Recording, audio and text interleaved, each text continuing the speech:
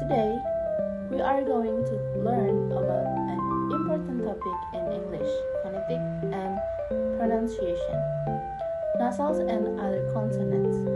In this video, we will discuss four main points: nassal, the consonant L, the consonant R, and the consonant J and W.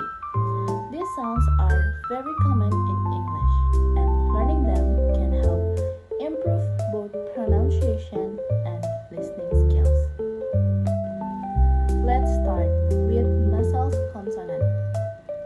Nasal sounds are produced when the air comes out through the nose instead of the mouth.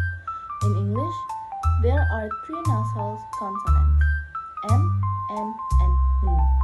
First, the sound M. To make this sound, both lips are closed and the air passed through the nose. Examples are the words man, mother, and summer. Try saying man. You can feel your lips touching together. Second, the sounds N. For N, the tip of the tongue touches the area behind the upper teeth while the air still comes through the nose.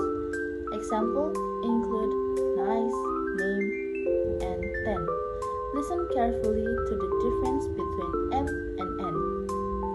One uses the lips while the other uses the tongue. Third, the sounds N.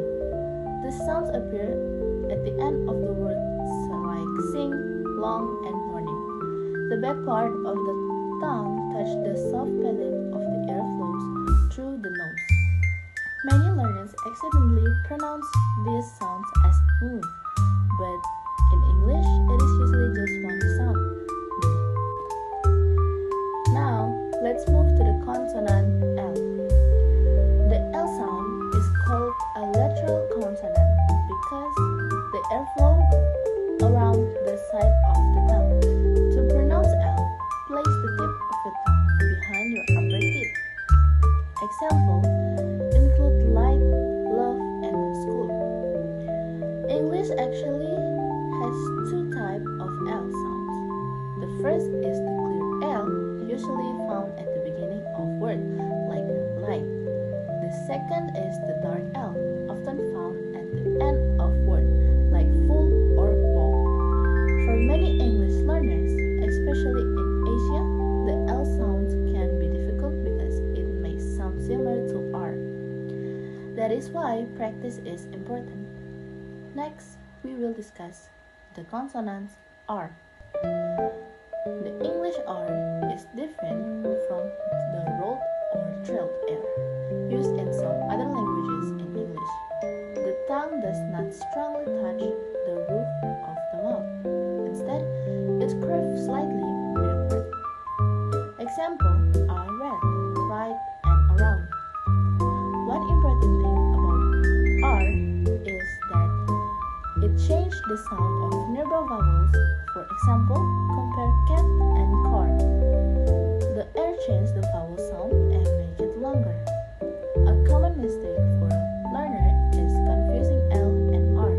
For example, light and right, glass and grass.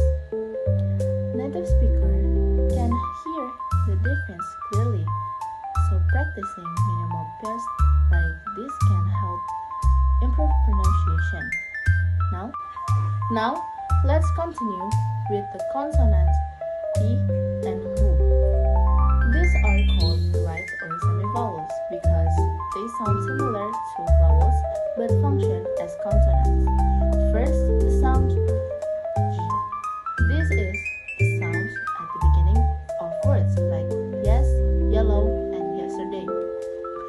To produce it, the tongue moves quickly toward the vowel sound. Be careful not to confuse the English E sounds with the letter J pronunciation in some other languages. In English phonetics, E sounds like the Y in yes. Second, the sounds U. Examples include water, window, and world. To make this sound, round your lips slightly and then quickly move into the next vowel. The W sounds can also be challenging because Some learners pronounce it like you. For example, wine and vine, west and fast. These pairs have different meanings, so pronunciation matters a lot. Now, let's review everything quickly. Nasal consonants include M, N, and N. These sounds use airflow through the nose. The consonants L is produced with the tongue touching behind the teeth, while airflow around the sides.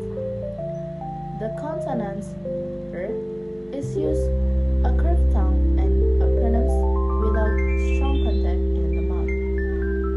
Finally, E and B are glide consonants that move smoothly into vowel sound.